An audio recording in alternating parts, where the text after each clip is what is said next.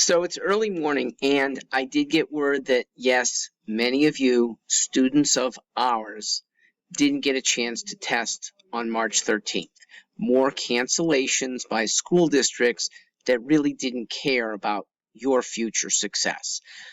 I do, I know you do, and I have 3 comments for making the next round better.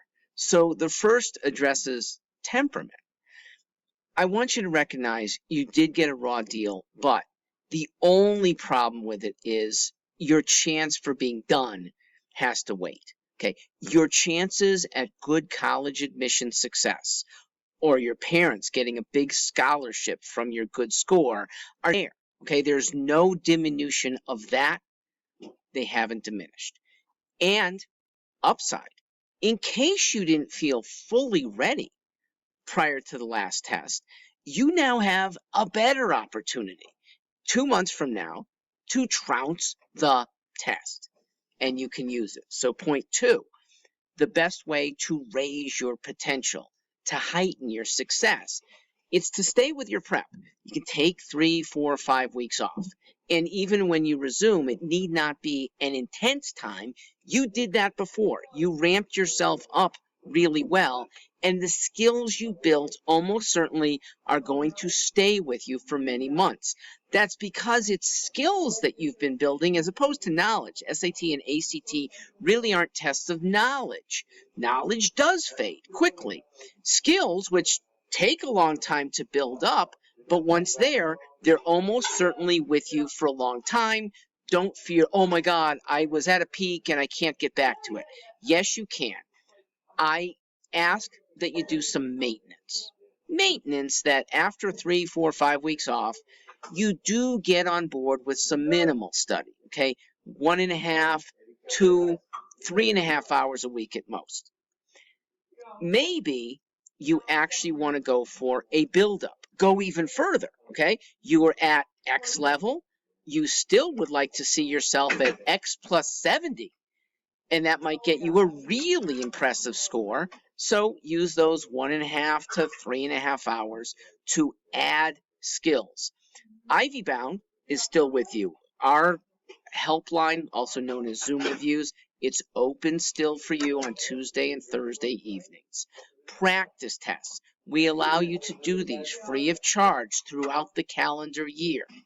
You just let us know, your coordinator or our test coordinator, that's Robin at ivybound.net, just send an email saying, I would like to take this practice test with you. These are still online. We have not gone back to in-person testing, but you get a time, you get the experience of a proctored test, and we help you with the scoring at the end.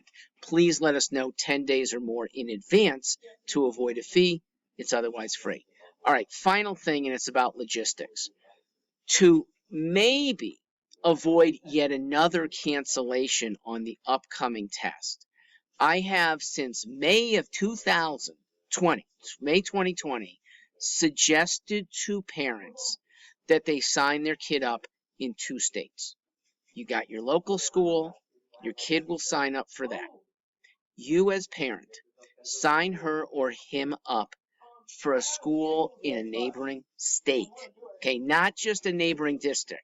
A school district that has a COVID experience, often their closures get mimicked throughout the county, throughout the region.